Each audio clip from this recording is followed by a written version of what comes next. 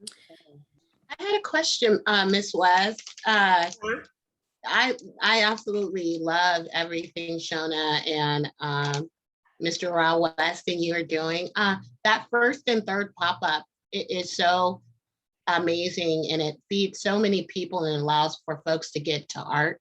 Are they going to keep that virtual now that some of the changes have been made with the public health order? Or what is the expectation on that? Because we refer a lot of our families and individuals who may not get a meal. And it provides that with great food. Yeah, Shona's trying to make a determination when we're going to go back to having them come out. And again, a lot of the changes are going to be in our newsletter. So follow our newsletter or just email us and ask the question again. But we're going to try to put everything in the newsletter. Any other questions before I jump off?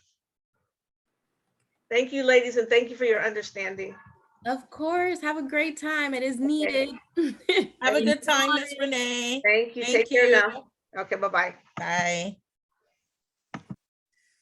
Awesome. Well, we are moving right along. We now have Zuri from CLAP presenting next. Hi, everyone. It's great to see our wonderful attendees and our amazing groups here. It's an honor to be here. I was here at the last virtual resource fair that was held by Dana. It was one of the first events. She actually was a mentor and such a admirable community member for me.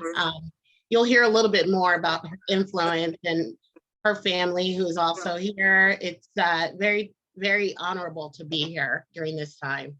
Can you guys see my screen? Yes. Okay, excellent. So once again, my name is Zuri K. Colbert. I am the founder of CLAP, and that stands for Community Lead Advocacy Program.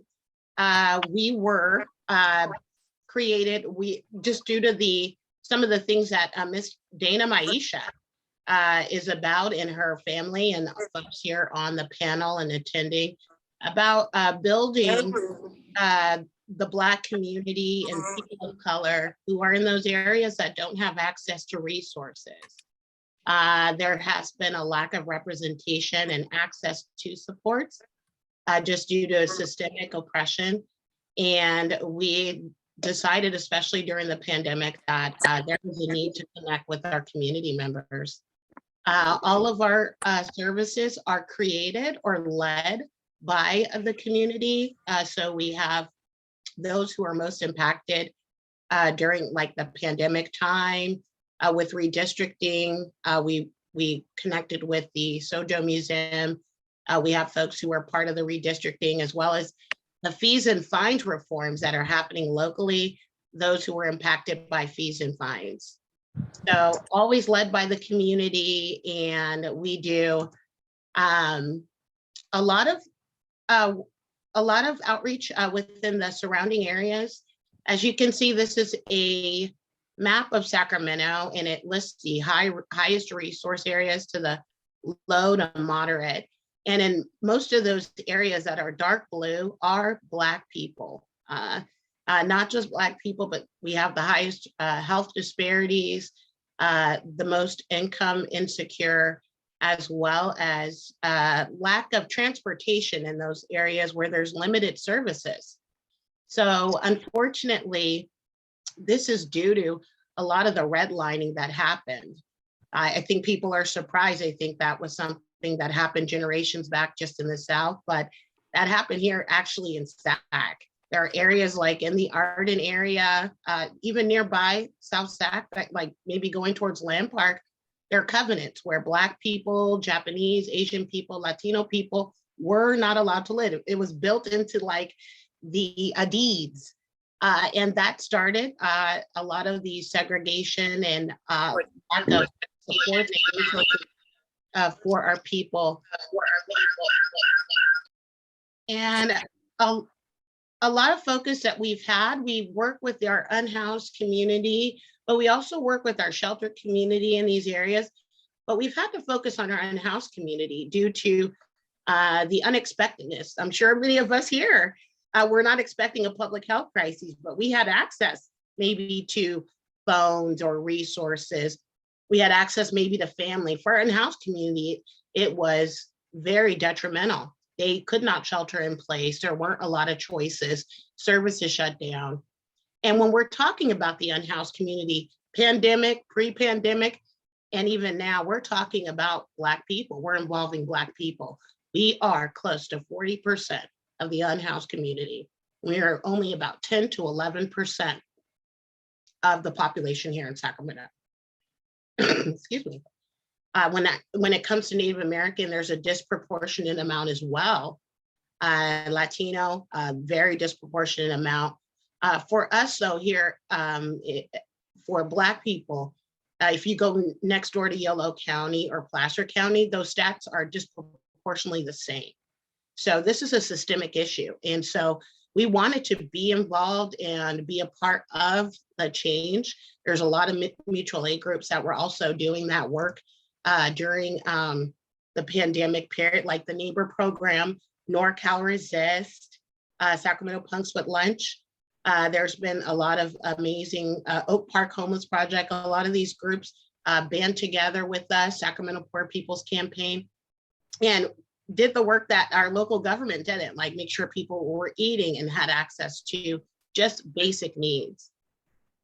And why it's so important here with Valley High and Escape Velocity and all these amazing Sacramento Children's Home, when we're talking about the unhoused family, the face of the unhoused family is the Black woman and youth. So it's extremely important that we humanize these stats and data that I'm talking about and realize that the faces of our unhoused community is predominantly Black, with Black women leading that. In addition to what I talked about, some of the things with fees and fines reform, we're part of that process. Black women hold those burdens as well. When it comes to mental health, women of color, Black, Latina, Asian, we hold the highest rates as well. And meaning we are not as large as the population, but with the disproportionate amount, we're leading these disparities. As strong and resilient as we are still leading these disparities. So we provide those resource links, culturally competent links that make sense. The best communities are led by the community. We want faces that look like ours. Dana Maeshia was a very big part of that with her youth programs. Voice of the Youth also does those things, as well as some other growing organizations realizing that it just has to be the lived experience in those who are in those populations in order for there to be change. And this year we're calling our reach outs, our outreach, reach ups. So we're no longer just doing outreaches, we're doing reach ups within our community. And like I said, we specifically focus on everyone but Black people. We do not have the generational wealth that can carry over to our children. And when something does happen, those resources are limited, as well as we need our allies. So we're reaching up, we're not asking for anything back. And we just want to be able to get our people on the, get on their feet, especially when it's dealing with women and youth. We also provide the culturally competent living supplies when we can. It was a regular thing we could provide, making sure Black hair products like grease and oils are in lotions are available for our unhoused community. A lot of the shelters and groups aren't handing them out. And we need those special products that are about 3 times as much when we can find a store. And they're needed, they're required. They're required for our respect and dignity. If we don't put on lotion, what is going on? You know, some of those, when I forget to put on lotion, especially us dark-skinned women, we need to have these things and we deserve them for our respect and our dignity. And I can tell you a little bit more how, if you'd like to get involved, they're very expensive. Yeah. What was that? Oh, okay. All right. And just as we talked about, we do the supplies. We reach out to our Black and people of color. Everyone's welcome. But we specifically have that focus. You know, the services are meant to be an interruption to the isolated environment that many of our folks are dealing with when you're unhoused or inadequately unhoused. It's an intervention when you are inadequately housed, with sustaining living and sustaining quality of life. Right now, March 31st, they're going to be closing the rental assistance soon. I don't know if you guys are familiar, but there was this rental assistance through the Sacramento Housing was providing that. They're going to close those applications on the 31st, which puts a lot of families at risk with losing their housing. And once again, we are those faces that are at risk for that. So it's very important to be involved. We are doing something today. There's a lot of organizations that are out and about today. So we're hoping some folks show up. We're reaching out to the Art and Arcade area. We're hoping to connect with some of those families and individuals who are unhoused or inadequately sheltered. And this is a way to get involved. We did go to All Things Literacy and More for everything. I love their earrings. Mhm. And Dana had all these amazing books and writing workshops, but she also provided when she's here, lotions and oils, and we could put those in our living supply bags. And that will be a part of our swag bag that we're giving away to make light and highlight and uplift our in-house community. It's going to include the small grease that Nubian Beauty Supply. They assure that we can get those so we can fit them in bags, as well as lotions and blankets and a resource list to bring light to what is going on for our people here. And if you'd like to connect, I'd love to hear from you. And we're really looking for more volunteers. We've had some leads during this period, but as things change, there's been more volunteer needs. Many of our groups, I do want to say, that are out here doing the work, like Sacramento Poor People's Campaign and Neighbor Program. A lot of times we're connecting together due to the fact that we don't get the funding. Many of us work full time. We want to continue to do this work. All of our funds go back to the supplies for our people and for services for our people. So if you'd like to connect, or if you have community-led or events and workshops coming up, let me know. We'll post them on our website, and we're just community promoters. So we want to be here for everyone. Hi, Zuri. This is Stephanie. You had a question in the chat. What are the plans for the unhoused that are in the hotels that are closing? Yeah, thank you. That is a great question. I think you're referring to the Project Room Key that was, they created that statewide to assure that there were temporary shelters for people to shelter in place during the pandemic. It looks like they've extended it. They were planning to close it this month, but they've extended some of the motels. If you want to contact CLAP, if you know anyone who is COVID-19 positive or contracted it, I do have a referral power on that. It's unfortunate though, they've limited the amount of people that can be in those motels, and it wasn't set up just for COVID-19 pandemic. Of course it should be, but what it's done is they did not create additional motels for our families and individuals. They just kept the COVID-19 motels. So separately, you'll see more people out on the streets because they don't have that option to go into motels. It's very, very limited.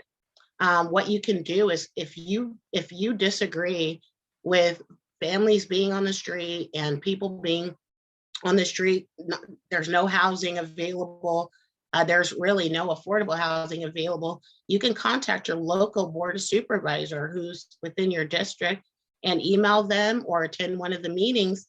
They need to hear our community voices, not just those who are in organizations, but all of those who are impacted by seeing the lack for people living on the street. And it's getting worse because there just isn't housing.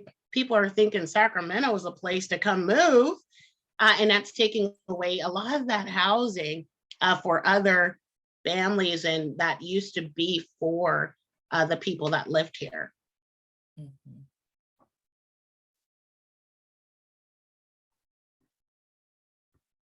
Any other questions?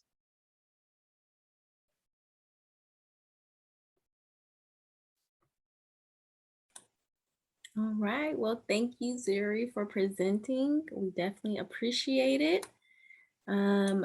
Also, just a reminder, if you guys do want to participate in the raffle, definitely make sure you sign in so you can get included. And with that being said, we do have another raffle right now. So we are going to hear from Miss Maya, who is the next winner. Hello again, guys. It's raffle time.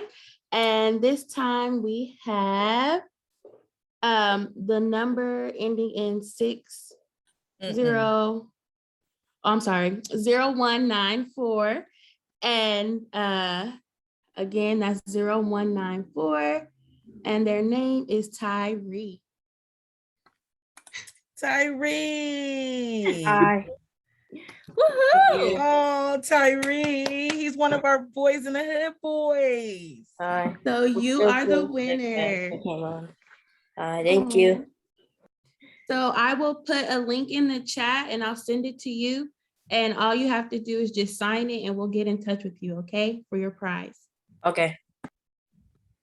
Awesome. And like I said, continue to sign in so you can be included in the raffle.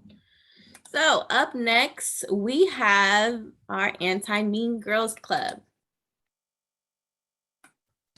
Hi, I'm Zariah from Anti-Mean Girls. So, we started Anti-Mean Girls Club because we noticed that there were a lot of under-resourced girls that are in our area who weren't able to find groups like this because they were either full or too far away. So, we're starting the Anti-Mean Girls Club to raise awareness for bullying and people who are too afraid to speak up or say anything about bullying that they see around them. So we noticed that areas like Girl Scouts and other group communities are really full, so we decided to start this. We're doing our first meeting at Daddy-O's Smokehouse, my dad's restaurant, where we're gonna be planning our June and summer agenda. So we're gonna plan what we're gonna do, what events we're gonna hold, and things like that. So we've already held a couple of events like doing yoga and a self-talk thing where we would come out and say where we've been bullied, what we did, if we've ever been a bully ourselves. So we'd speak out about that and say things to just help encourage the girls around us in our group. Our goal is to instill young leaders with a high degree of self-determination and goals for the community. A really empowered person doesn't have room to put others down, but they find ways to uplift the community themselves. We teach young leaders to represent their interest in a responsible and self-determined way by encouraging positive dynamics that they hope to become. Our leaders can do anything that they put their hearts, minds, and ambition towards. This would be a place for positive encouragement, kindness, and confidence. I was personally in the Miss Dana's book club, so she was the one who encouraged me to start the Anti-Mean Girls Club and just have another group for all the girls to come and talk and just have like a safe space for them to get all their feelings out. Yeah. So we together we're going to participate in group activities that young leaders will need for basic life skills, how to set personal boundaries and accept boundaries of others, financial literacy, etiquette, social and professional skills, and entrepreneurship and public speaking. So we're trying to help young girls lead their school and community. Bullying is often present people with other Wait, bullying is sorry. Bullying is, it's like, it spreads easily. One person would bully, and then next they try to be cool and be with their group and bully others, but that's not, we're trying to show others that that's not okay, and we're trying to show them how to prevent being peer pressured into bullying. So you can find, we have a website. It's the Kamara Collection. The Kamara Collection. You can go there. It's the first tab, Anti-Mean Girls, where we give more information on our group and our goal and what we're trying to do. So yeah, and then you can also email zaraiakamara@gmail.com if you have any other questions. I'll put our information in the chat. And yeah, that's Anti-Mean Girls. Thank you. Good job, Zaraya. There is a question for you. When is the meeting going to be at the smokehouse? Oh, well, we haven't decided on an exact date, but we will be updating it on our socials, and so if you just follow us there, we'll give you more information where you can find the dates of our meetings. Thank you. You're welcome. Have a nice day. Oh, what are the ages for the group? Oh, it's any. So I think it's like 6 to 18. So like we're looking for teenage and young girls so that we can like instill so we can teach them what to do early in age. Yeah.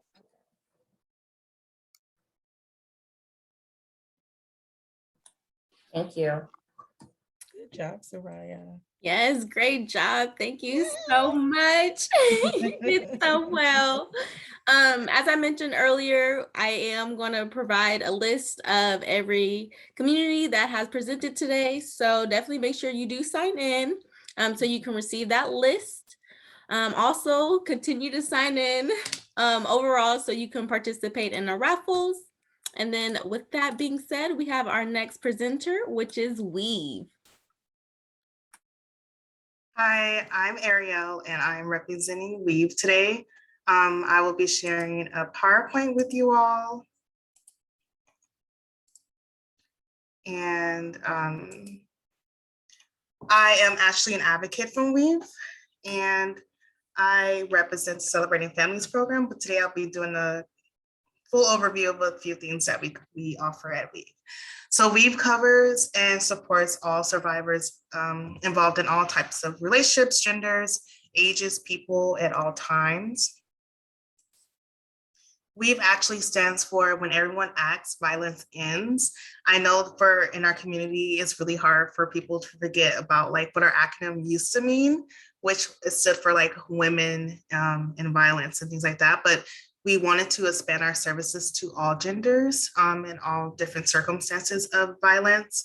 So we wanted to make it more of a collective and a more accommodating for all folks. Weave's mission is to promote safety and healthy relationships and support survivors of sexual assault, domestic violence, and sex trafficking. So a big part of our organization is advocacy. We have advocates in all parts of our departments and even in different areas in the community. So two departments that are pretty large at our organization is intervention and response. So for intervention, we have, of course, advocacy and case management. And we have a competency. So that means our intervention advocates go and accompany our clients at courthouses, like when you have some court cases that they need to attend. A family protective factors program, which is a celebrating families program. And then of course, crisis response. And for our response team, we have a peer support youth group. This group is offered to any youth who are involved in the law system. So whether that's CPS or the juvenile system, our advocates go and teach peer support groups and workshops on how they can connect with not only their own identities, but also understand like the trauma they're experiencing and how they can be reconciled with their families. They also offer case management. They also help clients when they're attending a court. They, of course, do crisis response. And then we have plenty of advocates embedded at different sites and locations around the community. So we have advocates at the hospitals, community centers, sheriff stations, courthouse, schools, and even churches, because we understand that survivors can also be interacting with these different communities as well. And so we want to have advocates there to support them any way they can, especially for the hospitals and the sheriff stations, because we know that when someone has been sexually assaulted, they need that extra support, especially if they're alone trying to share their experience with law enforcement, give their statement, get the medical screening done and things like that. Another large part is our sheriff station. So we have advocates embedded there. One in Citrus Heights and I believe one in North Highlands, where if a case comes up, they have a way to pretty much be the guidance for law enforcers, so they can understand how to approach the situation, because it's very different for survivors and domestic violence situations. So part of our case management, which is provided by advocates, is a regular appointment. So this can be once a week, or it can be twice a week, bi-weekly, once a month, depending on the survivor's needs and how much support they have already within their, personal circle. A lot of this involves emotional support, goal setting, using a strengths model case management method, and for ongoing like life disruptions or ambitions that they may have. Some of the resources that we may provide to survivors are referrals to agencies for additional counseling, legal, and housing. We does offer all of this within our organization. So we do offer counseling, legal, and also support with finding housing. But we also meet a very large capacity as well. So sometimes that causes us to have to refer out when our services are at capacity. Other referrals involve financial empowerment opportunities, so like workshops regarding budgeting, credit repair, and relationship with money. And of course, during this case management, we touch on life goals like education, employment, and healthy relationships. Celebrating Families is a program that I am the family advocate for, and I represent today. It's our program for the family protective factors. So Celebrating Families is an educational intervention and prevention program offered to families to increase their protective factors against substance abuse, violence, and family dysfunction. It is a 16-week course that meets once a week. We're currently offering it virtually to families, and we're currently still enrolling for our Monday sessions. These sessions take place from 1 to 2:30 p.m. for parents. We have a session for children ages 6 to 12 at 4 p.m. to 5 p.m. And then we have another session from 5 p.m. to 6:30 p.m. for parents as well. A few of the topics that we cover in this program is effective communication, healthy relationships, healthy boundaries, goal setting, nutrition and healthy eating habits, healthy living practices, alcohol, tobacco, and other drugs, domestic violence, and emotional regulation. So as you see here, this is a list of all the services that we provide through Weave.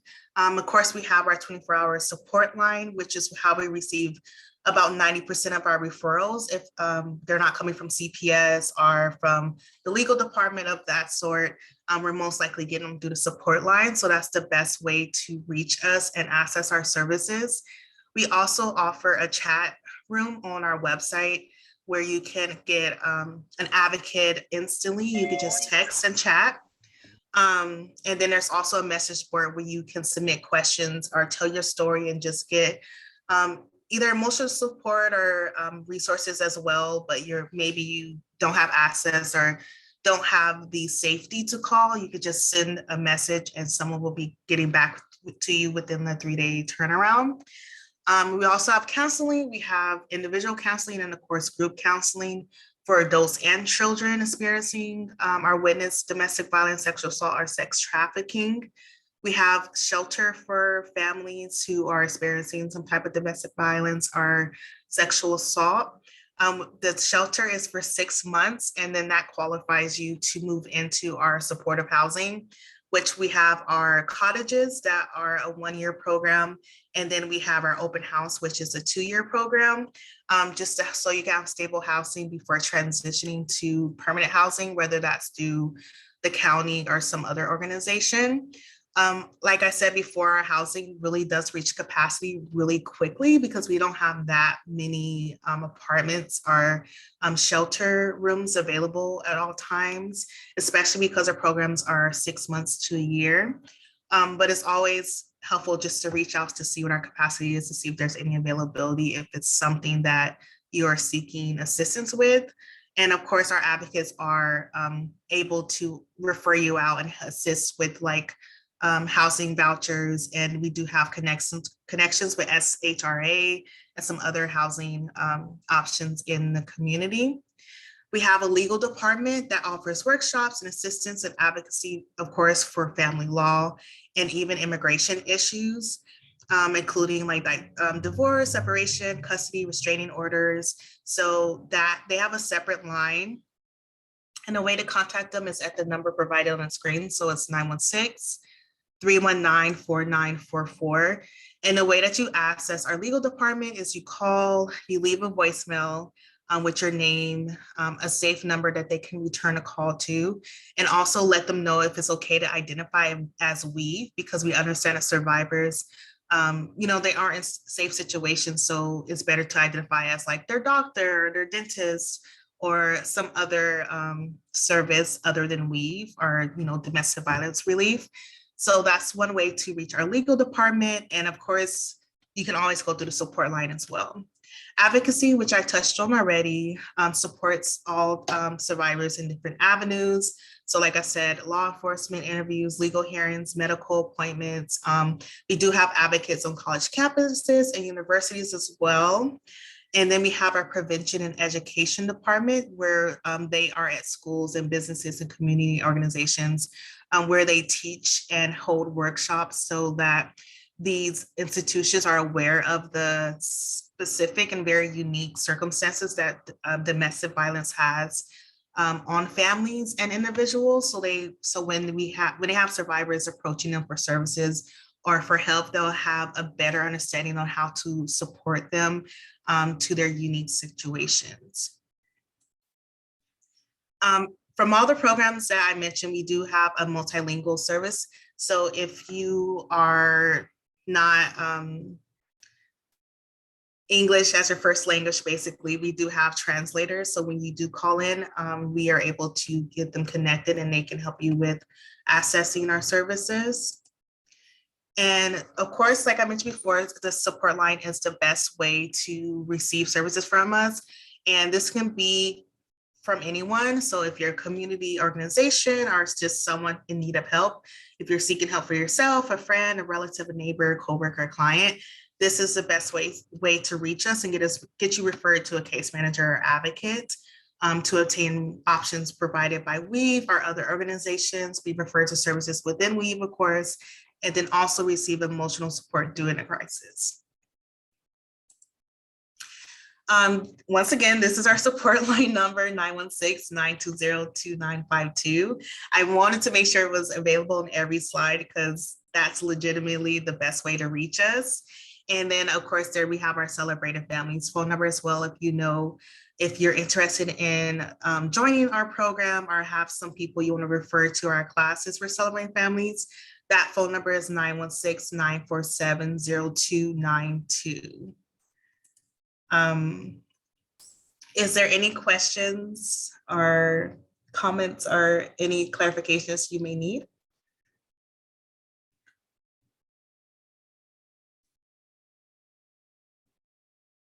No, we're good. Okay, well, thank you for allowing me to share, and I hope that you found this information helpful. Yes, thank you, Ariel, for that. As I mentioned before, I would definitely send out the list just in case you guys don't get any of the contact information that was listed today. We are going to jump into another raffle. So we're going to have Maya, exactly. what's my name? Say my name. Say my name. Now, Miss Carey, Okay. your name is not on the raffle list. Did you sign up? I today? did. I put it under Ashley. It's in Oh, Ashley's okay. email. Oh, okay, I've seen Ashley's name on there, so We'll do a refresh. Yes, we'll refresh it. we'll refresh it. We'll refresh it. All right, so let me get the name for this person for our raffle.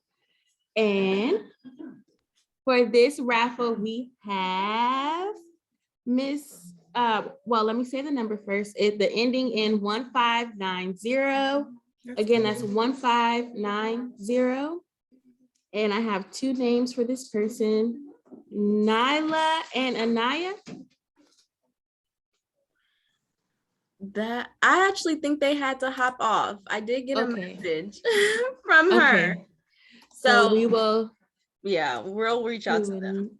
Another one. And so this time I have Rudy, and the number is ending in 2764. Hello there. Hello. All right, so I will, you are the winner for this raffle, and I will send you a link in the chat so you can sign up for your raffle prize. All right. Awesome. Thank you. All right, so before we move on to our next speaker, I do want you guys, if you can, fill out a survey for me. It's for the Healthy Black Families Collaborative, and they are a program within Weave to help reduce domestic and sexual violence against Black residents in South Sacramento. So if you can, please take a time to fill that out. I will post the link right now. We definitely would like your input, especially for our families in the South Sacramento area. We would definitely appreciate that.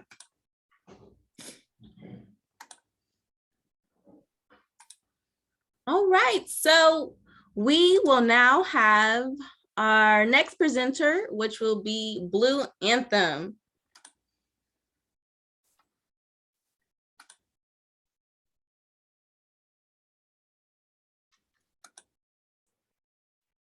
Hello there, everyone. My name is Rudy Garcia. I'm a community relations representative with Anthem Blue Cross, and very glad to be able to join this virtual health fair and provide information to our communities. I'm stationed in the Bay Area, but I do cover the Northern Territory, so I also cover Sacramento. And I'm going to share two resources for our members and also non-members. But if if your organization would like a full presentation, our presentation is called Medi-Cal 101. And I can always do in-service presentations or even virtual. Okay, so let me go ahead and share.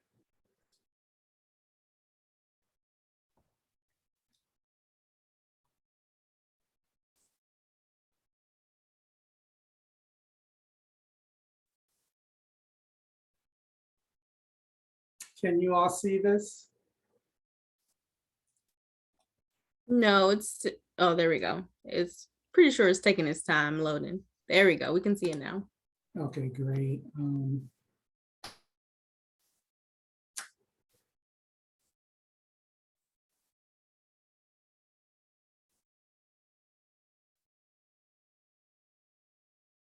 All right, so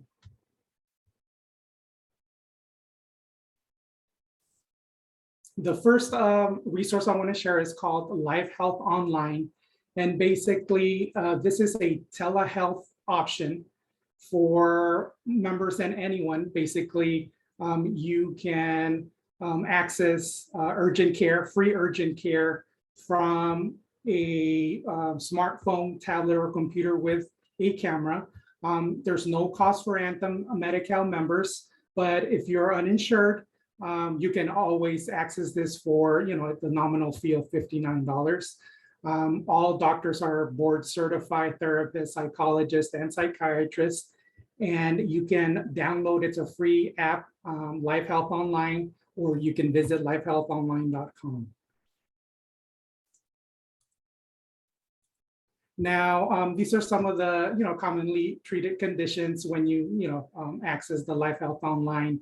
Minor wounds, acne, asthma, allergies, and the list goes on. I do want to highlight, also listed here is skin rashes.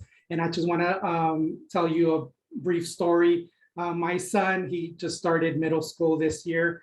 And one day he came home and he had several mosquito bites. And, he started getting welts, big red welts.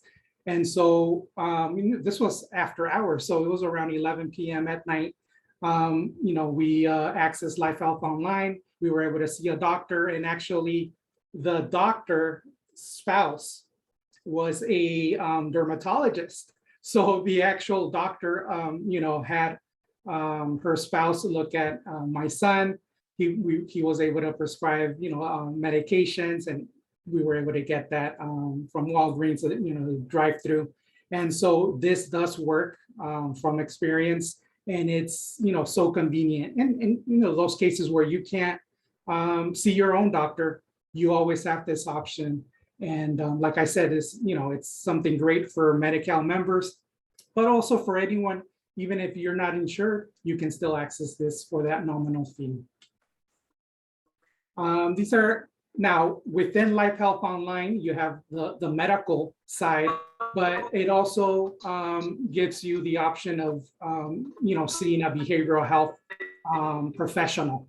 And so, these are some of the common conditions that when you log online, doctors can, treat you. And if you have issues with stress, anxiety, depression, coping with an illness, bipolar disorder, lots of issues there. Now, I do want to stress that you have the medical, Life Health Online medical, and that is on demand 24/7. Usually the average wait time is only about 10 minutes. There are no age limits, as long as the doctor can see you and treat you online virtually. Now, Life Health Online Psychiatry and Life Health Online Psychology, those are by appointment only. And so, there is a wait time to see a psychiatrist or psychologist. As you can see here, it's about 21 days for, to access to see a psychiatrist, and about 4 days or less for a psychologist. So, within behavioral health, you also have that resource.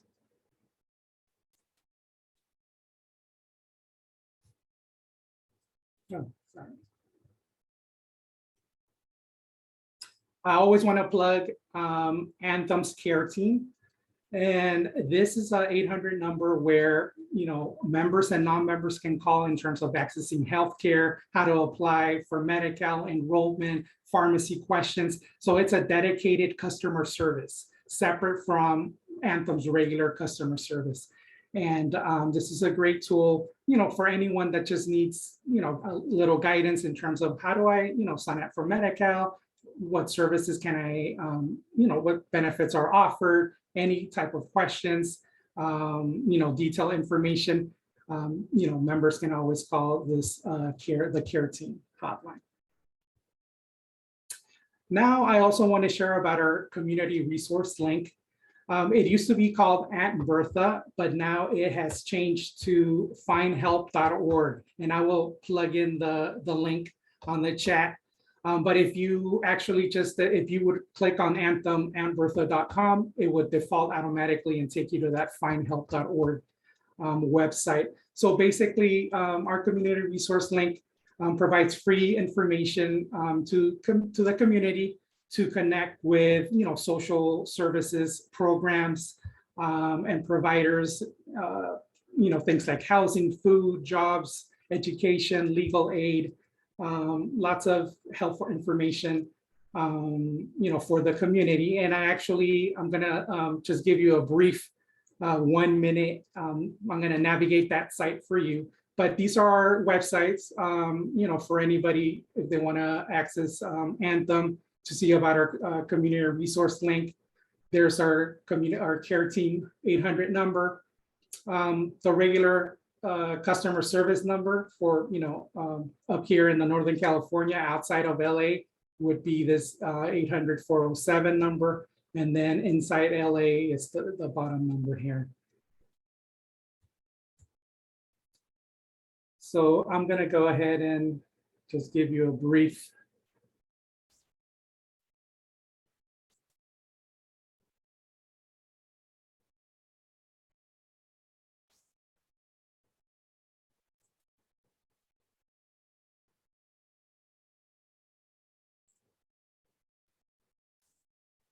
Oops. Can you see anything right now? Okay. Give me 1 second here.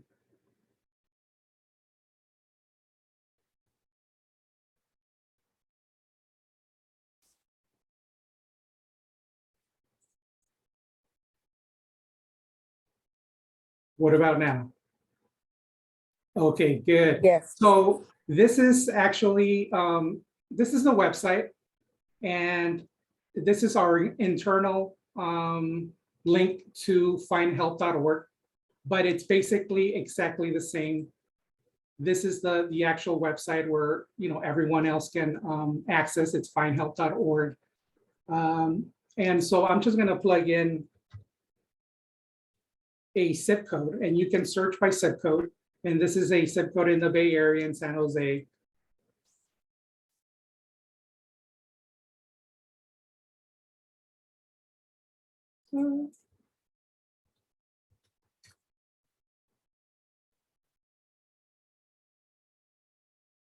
All right, so it's very intuitive, very interactive. So right away, I plugged in a zip code for San Jose, and it's telling me that there's about almost 3,000 programs available in the area.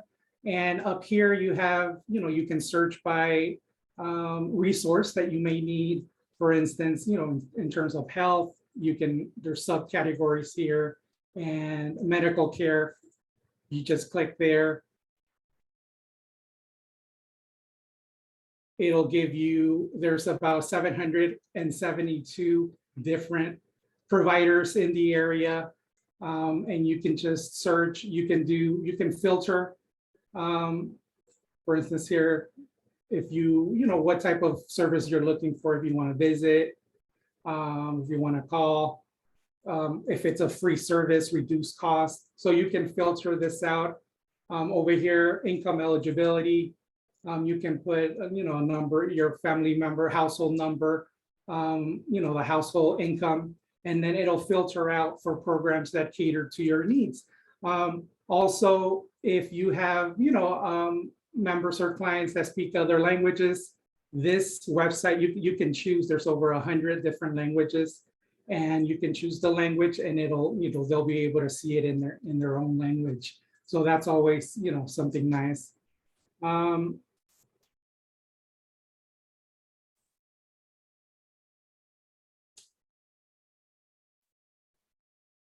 So let's go back here.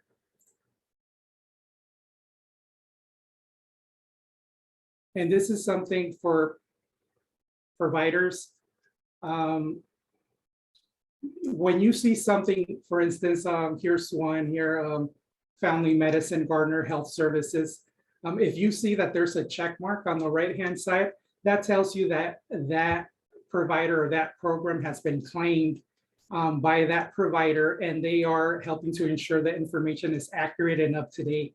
And so that's always something good, and you know that this is current information. If you are a provider, you can always share this. You click here, you can send it by email. You would put your name here, your email, to who you're sending this to, provide a quick message.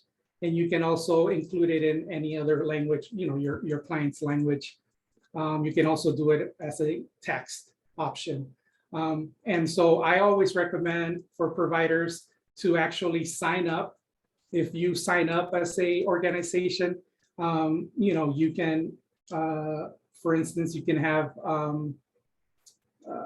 information about, like, if you want to do reports about the people that you're helping, you can have that on your favorites, and it could be more beneficial to you. So you can keep a record of all the referrals that you're doing. So, if you're a community, a CBO, and you're helping others, it would be good that you sign up and you get all those, those social tools, social resources for you as an organization. So that was basically it. And like I mentioned before, if your organization would like a presentation, I'm always available to provide that, either an in-service presentation or virtual presentation. So don't be shy about asking. Thank you. Hi, Rudy. We did have a quick question. How long ago did the website change for Aunt Bertha? I believe it was towards the end of last year. Okay. Yeah. And but like I said, it's exactly the same platform. It's just that the name changed. And that's a community resource link, and it's open for anyone. Anyone can access that.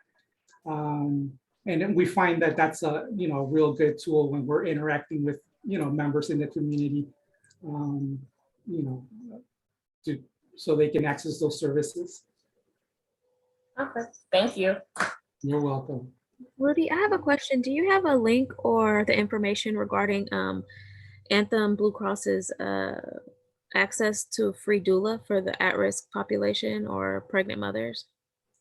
Yes, and actually, if you just look that up on the search under Find Help, so Anthem's doula program is listed there, and you can get information there as well. So you can actually just do that. And do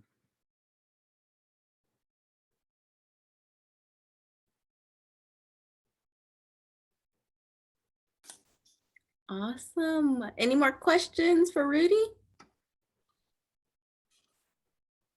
Well, all right then. Thank you, Rudy, for presenting. You're welcome.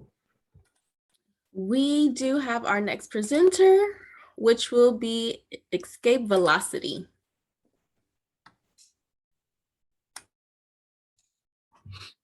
Hello, everyone. I'm Felicia Armland, and I'll be presenting for Escape Velocity. Share my screen.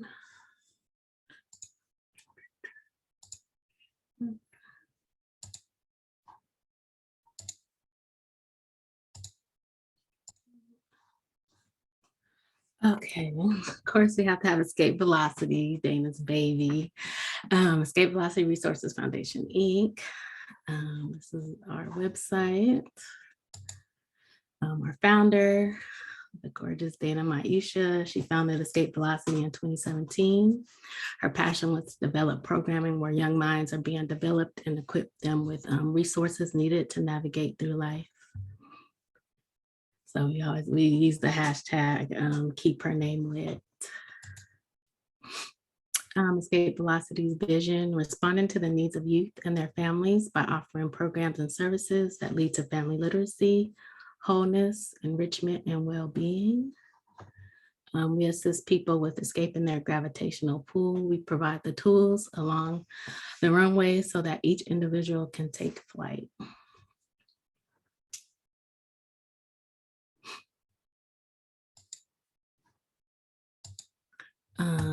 In 2018, Dana started Boys in the Hood Book Club. The program's goal is to bridge the gap in language arts, decrease suspension rates, and disrupt the school to prison pipeline. In 2019, she started Around the Way Girls. It was actually a collaborative effort between Dana, myself, Shona, Passion from Hidden Gems and Crystal Book Club, and also Maeshia Helton of It's My Hair Salon. We are teaching our young ladies about self-love, self-advocacy, social justice, creative writing, and healthy mindsets through literacy. The Boys and Girls Book Clubs, they are for ages 8 to 13 years old. All the books are free to the participants, so we do that to help them build their libraries. And we choose books that they can relate to and that they can see reflections of them. These are some of the books, some of our participants. Again, we give them journals as well, these cute little totes around with the logos on them. And these are some of the books we'll be reading, we have read and we'll be reading this year. As you can see, there are reflections of them. We also have a health and wellness component of Escape Velocity. Mental health. We believe in taking care of your mental health. It's essential to maximizing your full potential. We are a partner of the Healthy Black Families Collaborative, and that's that survey. If you guys please take the survey so we can gather that information. And we also partner with Live Well South Sacramento. We promote healthy relationships, mental health awareness, domestic violence awareness and prevention. We take preventative approaches by providing trainings, tools, and resources to the youth and empower them to share with their family, friends, and their community.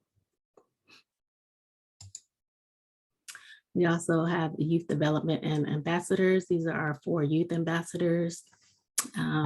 There are young leaders. They've been like a part of our programs and the book clubs and some of our mental health cohorts. So they're young leaders ages 14 to 20 that are passionate about helping their peers in the community understand how domestic violence, mental health, and literacy shows up in the African American community. They like meeting new people and sharing their voice to help raise awareness and develop strategies for prevention and education surrounding these issues. So we have Shay, she helps with the Roundaway Girls Book Club, and she was part of our mental health cohort. We have Jordan, she helps with the Roundaway Girls as well. We have Shahad, he helps with the boys. Him and Shakiri, they lead on Fridays.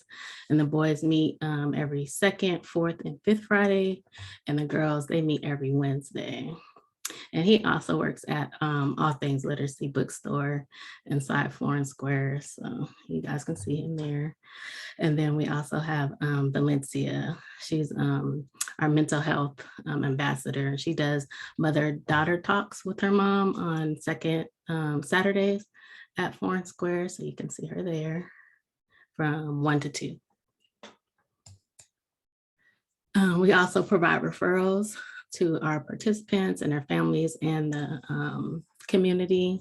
You can scan this QR code, or this is the link here. We provide referrals for like domestic violence, sex trafficking victims, youth tutoring, mental health counseling.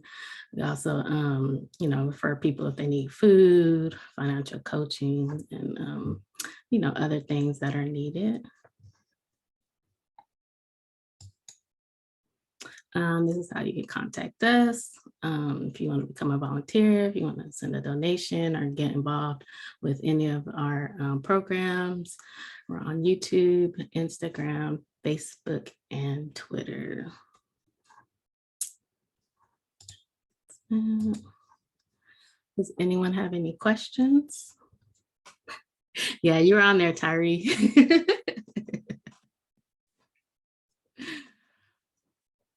Okay. Well, thank you.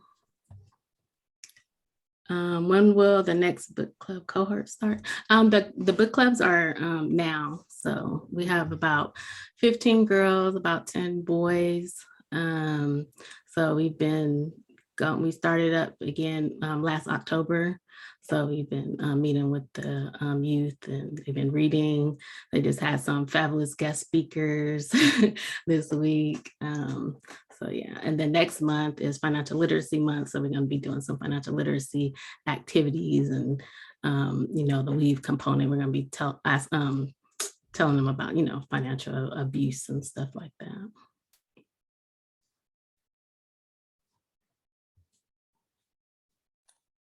Okay. Thank you, Felicia, for sharing. Thank you. Amazing. Yes. So now we are actually on another raffle. So we are again going to be Maya. Miss Maya. All right, everybody. So this go round, we have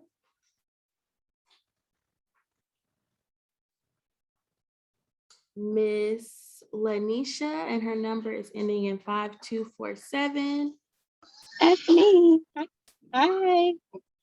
Hi. So I will send you the link in the chat, and there you can put your information for your raffle prize. Thank you. Yes, don't forget to sign in. We have a few more raffles left, so don't worry. All right, so we are going to be moving on to our next presenter, which will be the Village Program.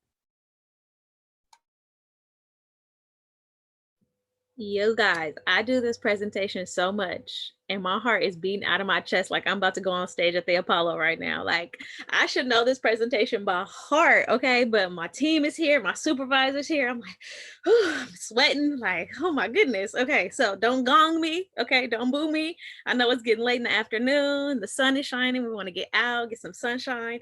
I don't know who got their taxes back, but all my friends got theirs back on Thursday. So you got money to spend. I know everybody want to get out. So I'm going to try to get through this as quickly as possible, but still give you guys as much information as I can. Let me pull it up. Let's see, share screen. Okay. All right, you guys with me? Can everybody see the screen? The beautiful Black families. Well, thank you so much for joining us. Thank you, Andrea, for allowing me to present. Andrea is a wonderful home visitor on the Village Program. She does so much, and we are just so lucky to have her. Let's see. Okay, cool. So if you don't know, the Village Program, our name comes from this Nigerian proverb. It does take a village to raise a child. We believe that wholeheartedly. We believe our village is here with us on this Zoom. We appreciate everyone who's here presenting and showing and sharing what they do for the community. The Village Program was implemented. I'm sure a lot of you have heard of the Blue Ribbon Commission and their research that was done in 2013. And First Five, Birth and Beyond, and really just being here to reduce the disproportionate rate of African American deaths. I heard a lot about this research. So I actually went to look it up. Like you can Google it, you can look it up, and it was something like outrageous. Like the African American deaths were almost double those of our Caucasian counterparts, almost triple those of our Hispanic counterparts. And considering that we make up a minority of Sacramento, that was like super troubling. So I'm glad that this came together. And this is just more information on the Blue Ribbon Report. The Child Death Review Team said that 31%, which is 15 out of 48, it was almost 100 out of 100,000 children were African American, while almost 48 out of 100,000 were not African American, but Caucasian. And they were all, not all, but they were really concentrated in these areas in our South Sacramento, Valley High, Meadowview, Bruceville, areas that do have a large African American population. So the village came about to just bring education and work toward a solution and how we could prevent those deaths from those infants. In the village, our main focus areas are child abuse and neglect prevention, infants safe sleep education, child poison prevention education, and shaken baby syndrome education. So I'm sorry about that. So no matter, we reach out, we talk to families, no matter if the families decide to go through with home visitation, or if they decide that it's something that's not for them at this time. Upon our first contact with the family, we give them as much information as we can concerning these focus areas. We want them to have the information. We want them to be able to, go back in their email, check a pamphlet. Sometimes we just put stuff in our purse and put it away. But when we're sitting in the doctor's office, or we can sit down and kind of look through the information. We just want them to have this vital information. So whether they decide to continue with our program or not, we talk to them about our crisis nursery. We talk to them about the effects of shaken baby syndrome and poison prevention and child safety, and locking those like poisons up, and the importance of safe sleep. We always go through the ABCs very quickly, always alone, on their back, in the crib. If they don't remember anything else, that's a quick acronym that is easy for the parents to remember. We provide parenting classes, home visitation, where we meet with each family once a week. We go through our Effective Black Family curriculum. We have outreach events. We've gone to the African market on Florin. We have things like this, our virtual resource fair. And we just really try to help families stay in touch with community resources. Our home visitation, it gets serious. Like, you get really close to these families. One of my families just had a baby this week, and y'all can't tell me that's not my niece. Like, y'all can't tell me, like, I don't know that baby. When the mom sent me a picture, I felt so like I could cry. Like, I got choked up because, when you have a newborn, you don't really want to share that like with everybody. So the fact that she felt like, as her home visitor, I was special enough to like get a picture of a baby. Like, when I tell you, the picture was the baby was fresh out. You know what I mean? So that just, it warmed my heart, and it made the work and the effort and the phone calls and all of that, it made it so worth it. So we do get pretty connected and pretty close to our families. I'm sorry, let me go back to this. So I know that like Her Health First and Black Infant Health, they are wonderful programs, but eventually you time out of those programs. I think Her Health First, we had a meeting with them yesterday. After the first 12 weeks, that's like where they kind of like do a warm handoff, or they gently close out your case with them. And I think Black Infant Health is 12 months. So really, when you have a family that may need additional support after that vital time, even with weave, after placing them somewhere, or giving them as much resources as you can, and you feel like a family needs more long time support, that's where our home visitation comes in. We meet with them once a week. We talk to them. It's 16 weeks, so almost 4 months of us like really taking the time and like growing this relationship with them, and really giving them the resources that we feel like can help build a foundation for them to continue when they're done with our program. Our new curriculum is called Effective Black Parenting. We talk about just improving the communication between parents and children. We talk about setting limits, and we talk about discipline. We talk about traditional versus modern. We dig deep on our own, the way that we were raised, our own discipline and what we experienced and how we can change that for a future generation. We talk about substance abuse.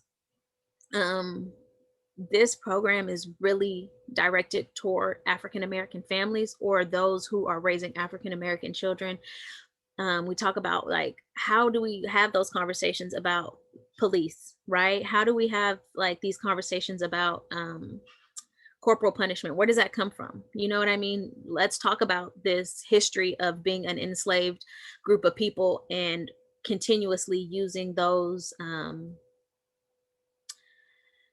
routinely, like the spankings and the whoopings, like where does that come from and why are we still doing it? And how can we change? How can, there's this new thing like gentle parenting, and a lot of people are like, that's, my kid spoil the rod. What is it? I always get this wrong, y'all. I'll be getting all the sayings wrong, but spoil the rod, spare the rod, spoil the child. Where do, like, is that still helpful? Is that still beneficial in raising our children? Let's talk about it. Let's unpack it.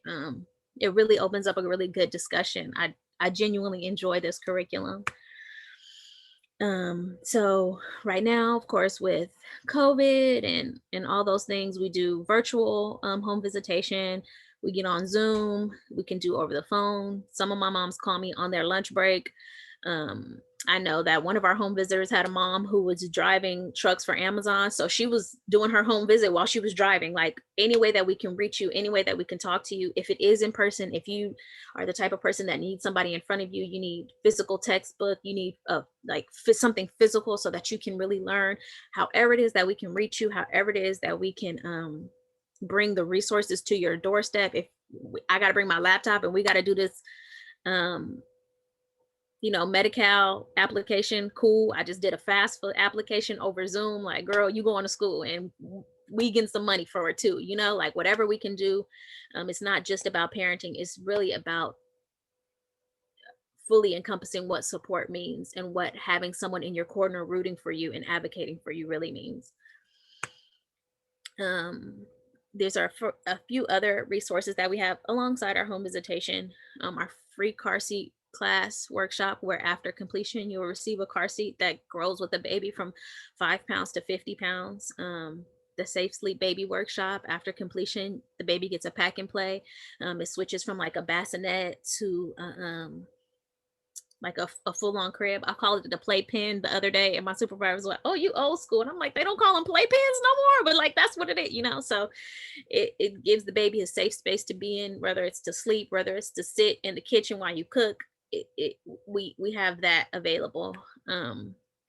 Colorful Connections, Andrea does an amazing job every Thursday at 11 via Zoom. She drops off kits to people.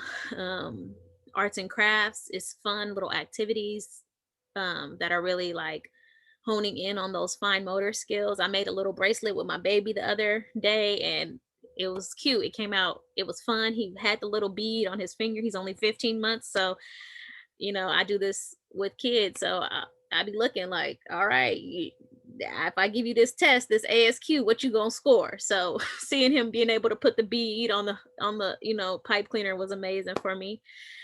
So it's really great activities. Sister is my baby.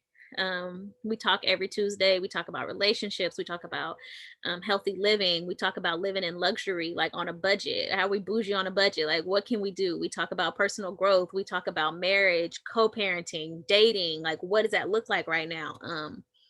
And it's real. We don't record it because what happens in Sister to Sister stays in Sister to Sister. We have like really grown attached to each other. We love having new moms. We love having new women join us. I mean, we have Maya, who is young and fresh out of college, up to moms who have grandchildren, great grandchildren who are, consider themselves senior citizens, and they join us every Tuesday and they talk about marriage and their husbands. And it's just a wonderful community of women that come together. Real Talk is our parenting class. So for the people that don't feel like the one-on-one home visitation fits their lifestyle, we do have a group parenting class usually in the spring or in the winter time. We do that twice a week. We come together, we bounce ideas off each other. I mean, it's a parenting class, but sometimes parents have stuff figured out that I don't have figured out, or that the curriculum doesn't have yet figured out, because it's hard to, how do we talk about like raising kids with social media?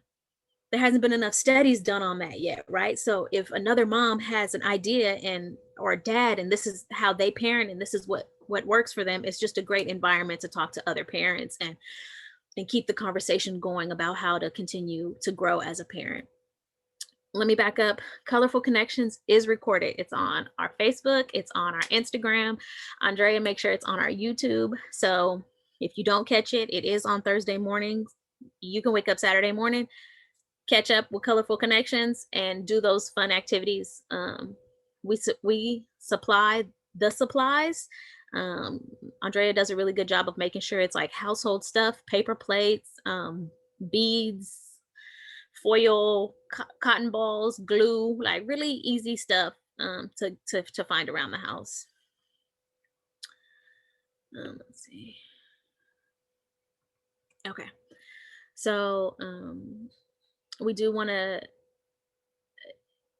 as our village, we want to ensure that we are bringing families out of isolation, especially in COVID time. It's really easy to, when you do have a family or you do have children, to become really secluded and wrapped up in your own bubble and in your own world. And we want these families to know that they have support and they have somebody cheering for them in their corner, building trust. I think my families, some of them, the calls I get, I'm always going to appreciate them, but in the back of my head, I'll be like, I don't know if I needed to know that, but I appreciate you trusting me. I'm glad that you could trust me, and I'm glad you're calling me and not someone who's going to give you like detrimental information or, the wrong type of information. I love that. I love that for us, And we talk about family needs, what resources, we talk about vaccinations, we talk about, healthy living. That cough, girl, you got to go to the doctor. Like, let's make you a doctor's appointment. Like, what's the birth control looking like? What's the pap smear looking like? Like, we get down and dirty and like, let's really talk about it and figure it out. And it is once a week. We keep the families engaged. We do not have a problem dropping by. I will drop by if you don't answer my phone call, and I'll pop up on you. Like, what's up? Like, what's going on? Like, it's something we need to talk. Like, what's going on? And as you know, like with Weave, like sometimes things happen, sometimes issues happen in the family. And I think it's important for those families to know that there is somebody that cares and somebody that has my back and somebody who genuinely wants to make sure that I'm okay. So we would love to connect with you all. Our number to the FRC, if you have a family that you feel like may benefit from our home visitation. If you'd like more information on the Sleep Safe Baby, somebody that needs a crib, somebody that needs a car seat, you can always refer yourself or refer a family on our website, the valleyhighfrc.com. If you just scroll down just a little bit, the first two things that you see are what's here on the screen: sign me up or refer someone. You can follow us on Instagram. You can follow us on Facebook. Any community partners, if there's anything that you would like to post, anything that you would like a bigger audience on, please send it over. Tag us. We'll repost it. We'll put it on our story. We'll, post it for the weeks leading up to whatever community event you have, just so that we can get the word out and share more with our families. And that is all I have today. I can leave this up for a quick minute. So if you guys want to write it down, or I can put it in the chat. But that is it. Are there any questions? Jen, real quick, there was a question for you. I don't know if you saw it. Did not. If the topic of racism in maternity wards, does that get addressed? Absolutely. Absolutely talk about that. We absolutely talk about advocating. We absolutely talk about how important it is to have someone come with you to your appointments, how important it is to ask the right questions. We talk about Black mortality rates. We talk about how frightening that can be. We talk about if you're not comfortable with your provider, like, let's switch it up. It's not too late. You're not stuck. You're not in a marriage with this person, you can walk away. You can choose someone who really speaks to you and respects you, and you deserve to be heard and you deserve to be felt, you know? So we 100%, absolutely. Yes, Missouri. Thank you for the great presentation. You mentioned the Sacramento Crisis Nursery.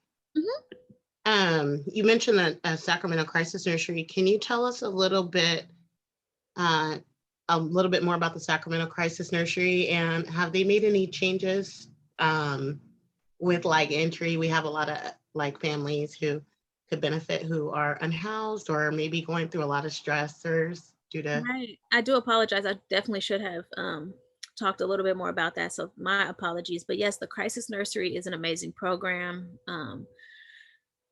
There should be a link somewhere on our website to YouTube, a YouTube tour of the Crisis Nursery. But basically, it's exactly what it sounds like. Any families facing challenges, stress, sometimes moms are single moms, and it gets to a point where the baby's crying and you don't know what to do, and you haven't slept, and it doesn't have to be necessarily like this humongous, you know, our house caught on fire. Sometimes as a new mom, you need a moment in time to stop, decompress, take a shower.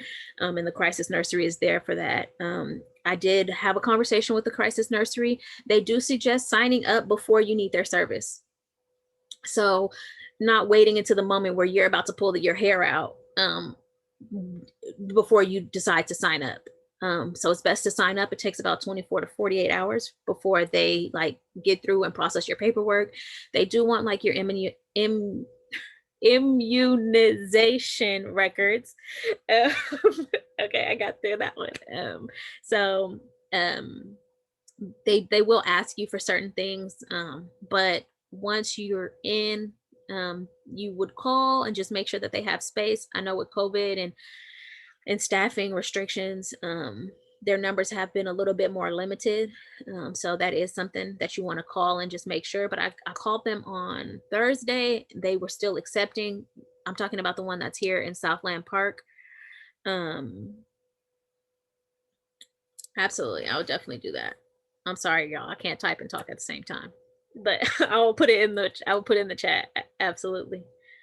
So the Crisis Nursery is, you can stay up to 30 days. Some women who are, or I hate to say just women, there's some in some families fleeing domestic violence or working on restraining orders and need a safe space for their child to be while they get things figured out. I believe the oldest they can be is 6 years old, 0 to 6, in the Crisis Nursery, but it's free. Is it confidential? Absolutely. So are families who are over monitored, specifically Black families, and the South Sac one was open due to that high disparity of that happening? Yes. Is confidentiality like the kids are? Yes, absolutely. When signing up, I know that they do have guidelines or barriers in place of like who can pick up. If anybody calls, it's not like they're gonna say, oh well, yeah, little Johnny's here. They're very private about who's actually there, just because of that type of concern. Absolutely. Can I add something really quick? Zuri, you bring up an excellent point about us being over monitored.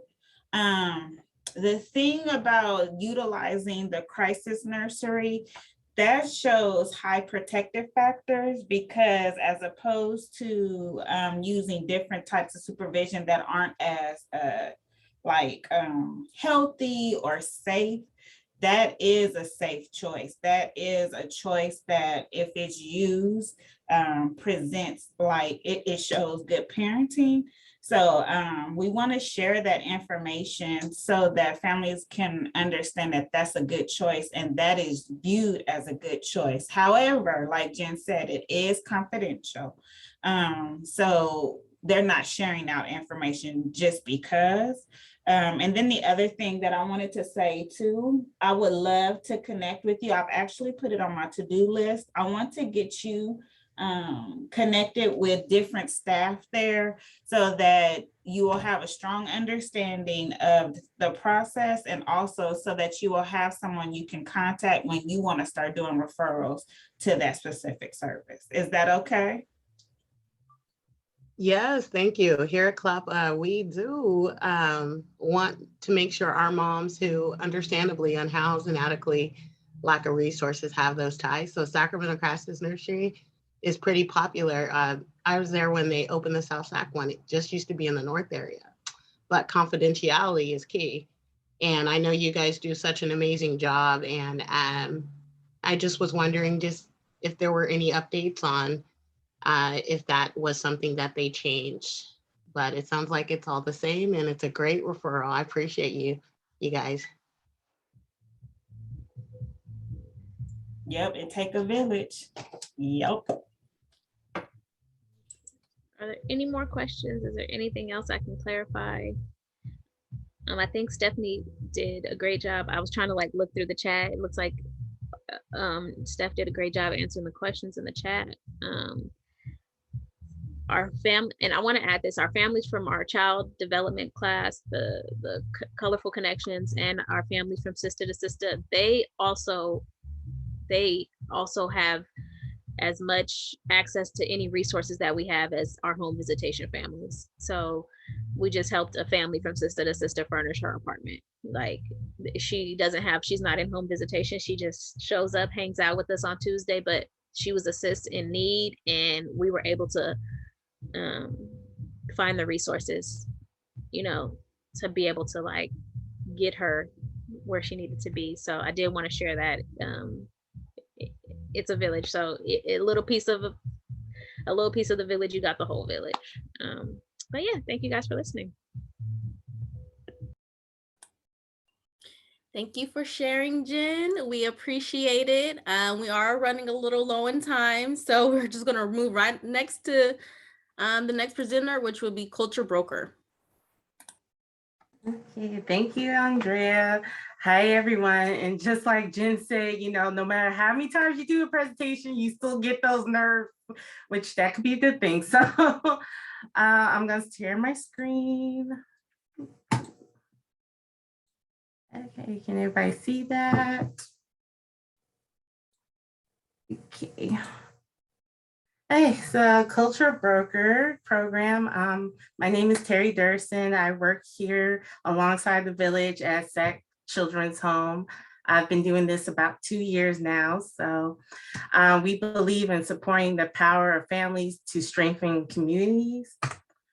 So a lot of people probably never heard of a culture broker, so that's what I'm here to tell you. We are advocates. We advocate for reasonable, respectful, and professional services. We deal with families that have an open CPS case, has come in contact with CPS, and we know in the community, CPS is the thing you don't want in your life. But when you do have that, you have somebody in your corner to help you navigate that. We are support. We support nurturing, safe, responsible parenting practices. Like Jen said, effective Black parenting. I just got trained on that. So implementation of that's coming, just, showing our parents, yeah, you may have CPS case, but this is, an opportunity and a chance for you to, become a better parent or be the parent you always wanted to be. Culture brokers were helpful. We help families find resources within the local community. I can tell you, like we heard earlier, housing is a big thing right now for our families, and just helping them, navigate that, finding resources like that, finding parenting resources or anything they need. That's what I'm here for. So that goes into what I do. I help families during visits with CPS workers. Like I said, there's no trust in the community between them and CPS. So sometimes it's just me being there to, help them understand what's going on, what's expected, and help help them better communicate, because, you know, the worst thing a parent can have is a CPS case and they and their social worker are cussing each other out and nothing's getting done. And that is just not what needs to be happening. So helping families find beneficial services and resources. You know, sometimes, you know, CPS wants a million things done, you know, and parents are like, why do I need to do that? You know, and just helping them find the resources they need to get their case plan finished and completed to, you know, reunify with their children. Model and encourage professional and respectful communication between families and CPS. I always tell my clients, you know, you can rant and rave with me, but when you talking to that CPS worker, we're gonna need to have some professional language. You know, you can't be cussing them out. You can't do that.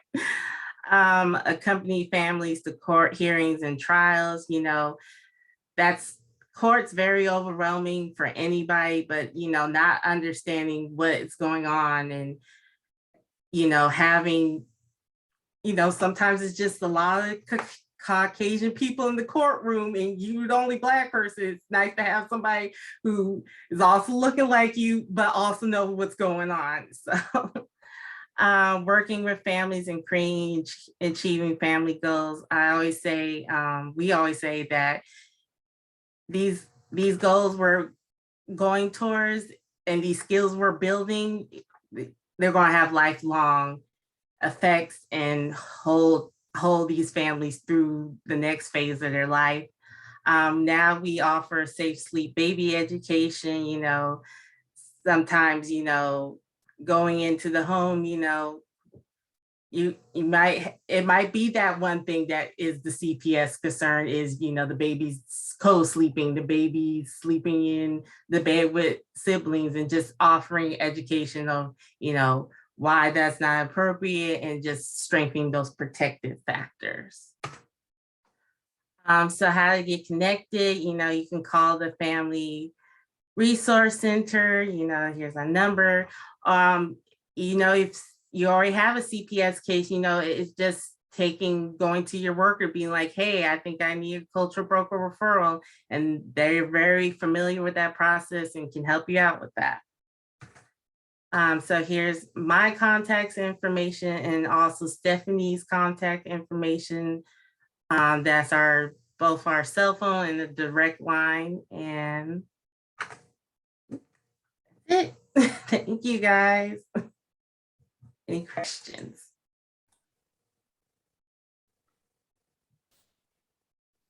All right, thank you, Terry, for sharing. So we're actually going to skip this next raffle. We'll include it at the end for those who still want to participate, but we're going to move into our next and last presenter, which will be our Sacramento Sister Circle.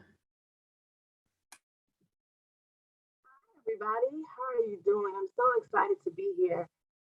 I just got added, so I don't have a big presentation, so I will not keep you too long, but I definitely am glad to be a part of this virtual town hall. I'm really proud that you guys are honoring Dana. Keeping her name lit is very important, and I'm so thankful that she was a part of our network, and I got a chance to get to know her, love her, and work with her. So I'm going to share my screen.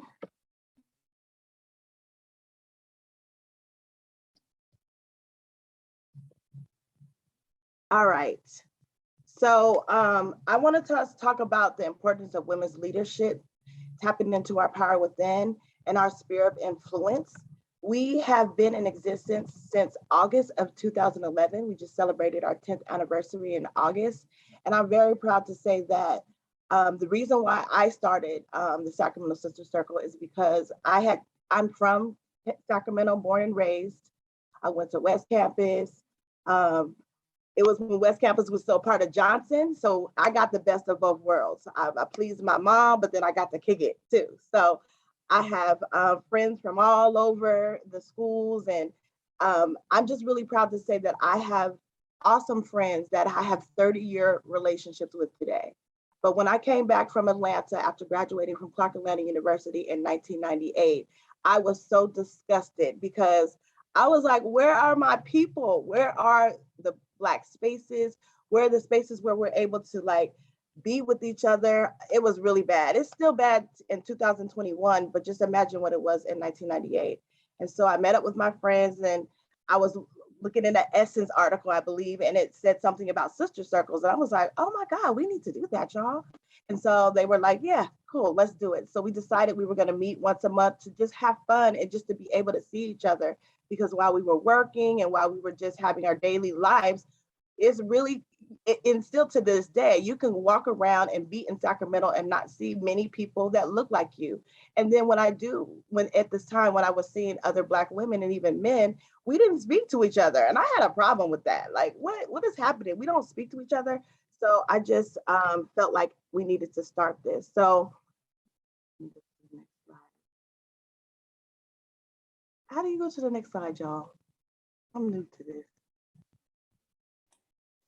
Press the next arrow key. Is that working? It's not. Okay, I'm gonna escape out of this.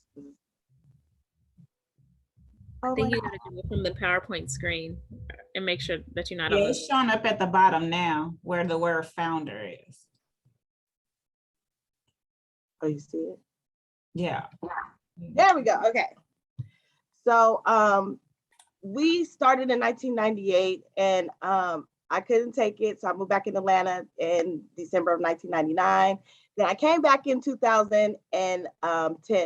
And so what I decided to start was the Our Rightful Place, which is the business that I started, which is about really making sure that we have Black women in spaces of leadership and power, and that we're making decisions where when things happen to us, we can act. So our first pillar, y'all gotta be, this thing is not working for me. Our first pillar that we just skipped was the study of Black women. What I realized is that a lot of us don't know who we are. We don't know who we've come from. We don't know the shoulders in which we stand on. And that's a big problem, because if you don't see yourself, if you were never taught that in school, which many of us were not, I went to some of the best schools here in Sacramento, and they didn't talk about Ida B. Wells. They didn't talk about, all the women that, Fannie Lou Hamer, they didn't talk about all the women that fought hard for us to be able to be in the positions we are today. And it's an issue. It's not cool that we don't know who we are. And I think it's great now that we're talking about like critical race theory, but look at how they're acting about even wanting to teach critical race theory in our schools right now. It's ridiculous. This is the information that we should know. We should be preparing our young people to be clear. And so that's why I'm so excited about Escape Velocity. And I was very supportive of the work of that Dana and Felicia and many of the other women are doing, because we definitely need to know who we are. We need to be reading. I got the opportunity to read Assata Shakur in high school. Just think about how transformative to my life it was for me to know who this revolutionary leader is, and what happened to her and her story. The next thing that we want to always do is we want to have fun. And the biggest thing that we always hear is, right, Black girls don't do this, Black girls don't do that. Well, Black girls do it all. And I think social media has definitely exposed that. We do it all. And I'm so happy to be a part of a group that does do it all. We go hiking, we've gone river rafting. We've been doing this for the last 10 years, y'all. Like, this ain't nothing new to us, right? I want to go skydiving, but we haven't got to that place yet, right? So, we travel to Africa. We do a lot of different things, so that not only just to have fun activities, but to expand our horizons. And it's very important. Up until 2000, the COVID-19, we had met every month for 8 years straight, doing something that was related to our pillars. And I'm pretty excited about that and very proud of that. The next thing is that we need to be our whole and complete selves. And that means physically, mentally, emotionally. We need to be all the things that we are all the time, and having spaces and having people that support you in those efforts. We've done walks. We had, people that are practitioners in our community that are Black people that come and show us the services that they provide. Because one thing we also know is that when we go to spaces about yoga and Pilates and all these different places, we don't see our faces often. But it was really encouraging not too long ago. Kristen Johnson, she's a part of the yoga community. She is actually leading in that. And she was able to come and post on the Sacramento Sister Circle page and say, hey, there's Black women practitioners that are leading groups. If you're interested in doing yoga, then you should come. And since when she was able to do that, she had a class, half the class was Black women. And it is just important to have this type of network, because in Sacramento, especially, it's hard to find your people if you don't already have those people. If you have family, if you have friends, then you're able to find that. But even sometimes your family and friends are not doing the things that you want to do. So being able to go outside of that, being able to be your whole selves, being supported in that effort is very important as well. We've been politically engaged. This is something that we're building on. I'm really excited. We're having an event tomorrow at Drip, which is the new Black-owned women coffee shop downtown, where we're going to be making a major announcement. But the event is about Black women that run. And so we have some awesome Black women that are running for elected positions this election season. And we, like, one of the people that we've been strongly supporting is Alana Matthews for district attorney. I know her personally. We've traveled to South Africa. We've done so much work on the ground with crime survivors and all type of stuff, right? She's a crime survivor herself. She's accomplished. She graduated from McGeorge. I know her children who all graduated from HBCUs, and like she's a pillar in society. So if you don't know about Alana Matthews, please look her up. But we've been active in the community, making sure that we work with crime survivors. We've been doing work around sexual violence. We actually added a pillar, and I'll go into that in a moment. And then we've also been instrumental in calling out our leaders. This is a very interesting picture over here with Kevin Johnson, but we put that picture up here because we actually had a meeting with him about the allegations that were coming up around sexual violence and harm that he was doing to women.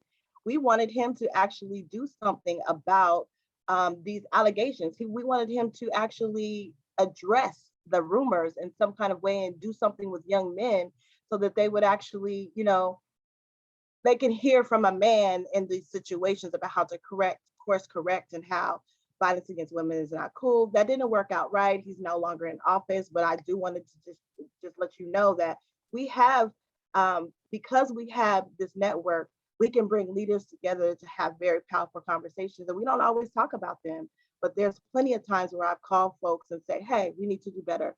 How can we work together? How can we support each other? And that's just really important work that we do.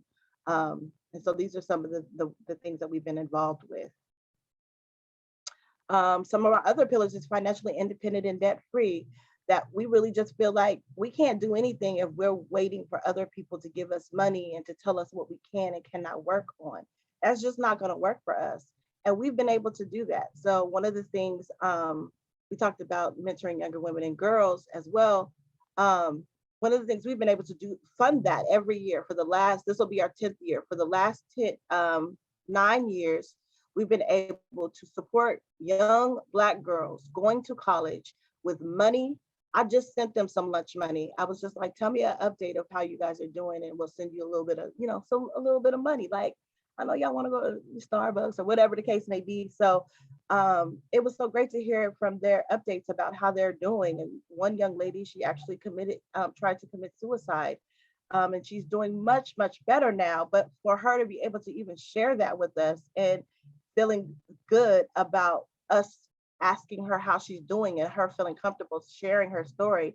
And she's actually going to talk about that when we have our college bound luncheon. She feels comfortable. She wants to share like some of her struggles so that other young women don't have those experiences.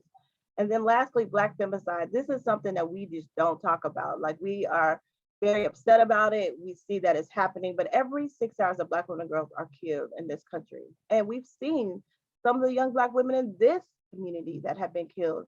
And yeah, we've done a little bit of work, but what are we doing to make sure that no more young women this happens to them? We haven't even, this is actually a new pillar we just added at the end of last year. But we want to build up that awareness, and we really want to figure out how we can do better around that. So I won't keep you all much longer. If you're a Black woman over the age of 18, please go to our Facebook group, the Sacramento Sister Circle, and ask to join. Our group, fortunately and unfortunately, is for Black women over the age of 18. And it really is a network and there's so much information. Like if you're looking for spaces to go for different things, you could just I tell everybody, do a search in a group, because we have literally 10 years of information that has been shared on this group. And so you can find whatever you're looking for. I've known so many women that have moved here in Sacramento, and they've been here for 3 to 4 or 5 years. And they're like, we don't know where to get our hair done. We don't know where we're gathering. We don't know this. But when they got connected on the network, they were able to find a community of Black women that were very supportive, that were engaging. We sometimes have really heated conversations, and we welcome that as well. So we celebrated our 10th anniversary it was in August. We actually had our party in October. And I'm just really proud of the group and the network that we have created. If you're not a part of it, I do ask that you come and see and check it out for yourselves. And we're actually doing new programming. I just started the Beyond the Surface Leadership Academy, where we're going to be working intently with Black women around our personal and professional goals. We're going to hold each other accountable, and we're going to show real, true examples of sisterhood. Because what I realize is that I would not be the woman that I am today if it wasn't the awesome women that I'm surrounded with. Not just the women from my family, but the women that are a part of our community that are doing great and awesome things, and we never hear about them. And I'm really excited to meet you all. Like I've never met Jen or Falami or Terry. Like I've never met you all, but I am so thankful for the work that you're doing. Definitely will use our network to share your events and ideas and thoughts, as long as they go with the pillars and the rules. We have no problem with that. But I just really am thankful for Andrea and Felicia inviting me to this space. Andrea has been an awesome member of our group, and I actually call her a friend, and she's actually my accountant and someone that works with my finances. And so this is just great to be in this space, and I thank you all for having me. Hi, Christy. There was a question, I believe it was for you. Do you have to have Facebook to join the Sister Circle?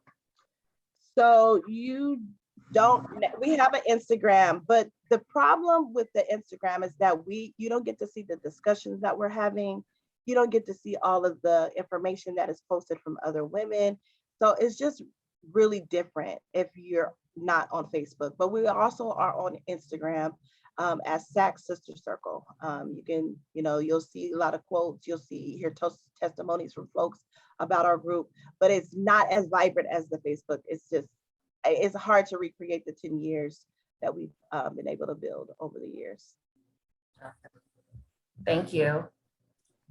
You're welcome. And what was the Facebook group called? Sacramento Sister Circle. Sacramento. Yes, thank you for sharing, especially last minute. So definitely shout out to you. I definitely appreciate it so much. Sorry, you guys, we did go over. I do have 2 more raffles for those who do want to stay on for a few more minutes, but after the raffles, you guys will be free to go. So we're gonna have Miss Maya shout out 2 more winners to end our day off. All right, so the 2 winners that I have are numbers ending in 4807. Again, that's 4807 for the first winner. Yes, Miss Tiffany, I see you down there. And then we have 4928. 4928. And that is Miss Giovanna. And I will be sending you guys the link in the chat. Yes, everybody. So that ultimately concludes our event for today. Thank you for everybody's participation and taking time out of this beautiful Saturday. We hope you received information, especially get connected with some of the programs. As I mentioned before, I will be sending out an email with everybody's or organizations that did present today, to those who marked that they would like it. The latest you should receive it is Wednesday. So definitely allow us some time to put that together for you guys. Also, make sure you do sign the winners, do sign the gift receipt form so we can connect with you to either drop it off or mail it to you, however you like. Of course, if anybody does have any more questions or concerns, I will put my email down below. You can definitely get in contact with me for that. But other than that, again, thank you so much. And I definitely hope everybody has a wonderful and blessed day. Thank you. Thank you so much. Thank you, everybody. This was awesome. Yeah, this was great. I agree. Great job. Ella. Thank you, Christy. Yes, thank you. You guys are amazing.